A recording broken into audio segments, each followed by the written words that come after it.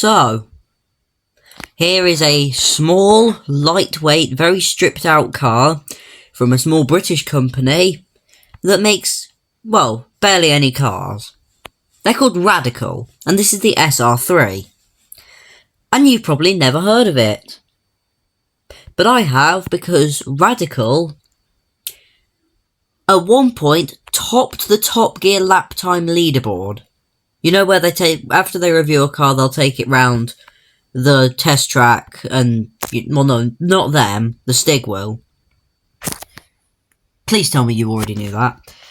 But, strangely enough, the original SR3, this is not the original SR3, this is a later SR3, but the original SR3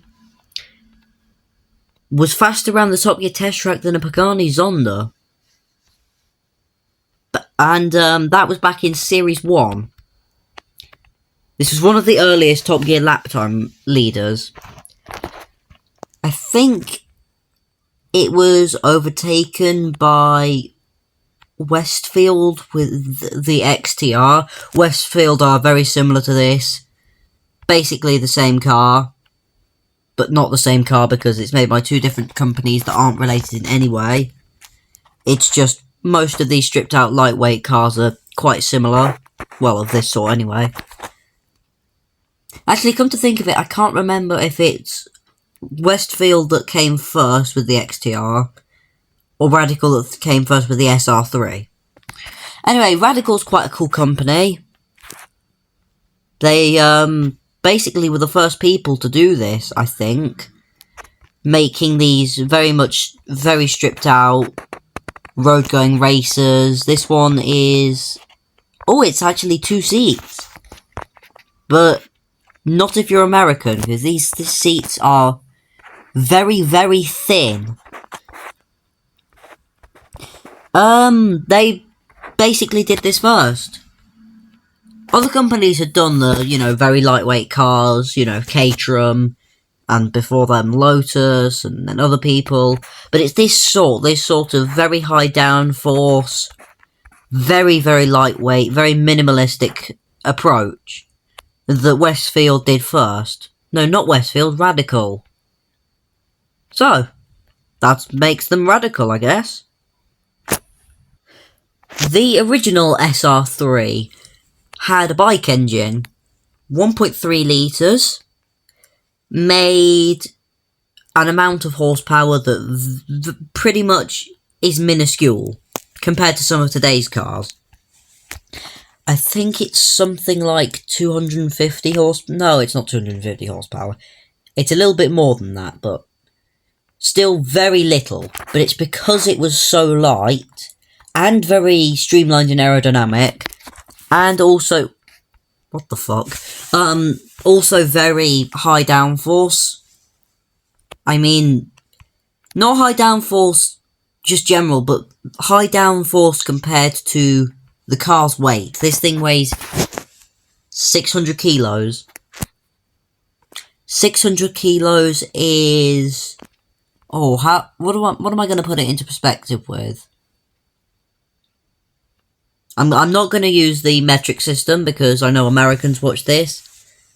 600 kilos is, I would say, about the weight of, well, four skinny people. Or a quarter of an American. See, we're going from helping Americans to insulting them. I'm like the BBC, totally impartial. Bam, off we go. It's very good off the line. Like, if you think about it, this is a £100,000 car. With a lot of upgrades on it, but ignore that. But, come to think of it, this thing is extremely quick. And it's quick right up to 192 miles an hour. Seriously. Seriously a quick car. But where this thing is really best is in the corners. The original SR3 was good in the corners, which helped it massively in getting around the Top Gear test track quick. And this one is no different, aside from the fact that the brakes are, well, put it this way, hitting a tree is a slower way of slowing down than using the brakes on these. But this thing is really, really, really grippy. Like, you just turn it in at any speed, I'm just lifting here, and I can clip the apex. And the best bit is, that's the best bit. Being able to clip the apex that easily. It does run a little wide on the exit if you do come in with too much speed, but you can just correct that by, well, lifting off. Although I wouldn't say lifting off in a corner is the best idea, because when I lifted off in a corner when I was driving a real car, I spun. Send it in. Just make sure it comes out, which it didn't. Wait, no, not comes out in that way. Anyway, drifting. A problem. You can drift it. You can get it sideways pretty easily. But the problem is it's grippy, so it doesn't want to drift. It feels really counterintuitive drifting this thing. I am not having fun in this car, because the moment that you end up, well, put it this way, there's a certain point where the car just, no matter where you are, what you're doing, it'll just regain grip and then shoot forwards. Which means that it is a bit of a problem. I'm going to try lifting before. No, that's just ended up with us spinning. So don't drift this thing. Or at least not yet. We'll figure out how to drift it properly in long-term reviews.